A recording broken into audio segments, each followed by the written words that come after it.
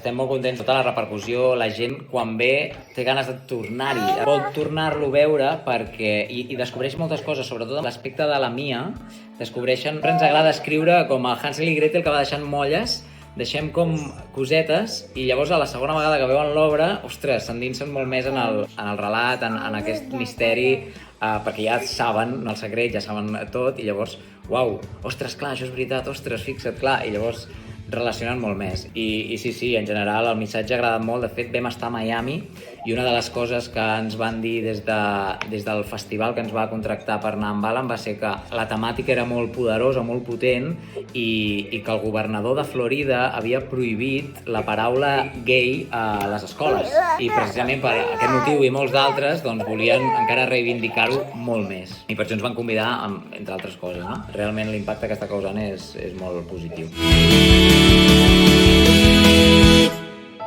A casa.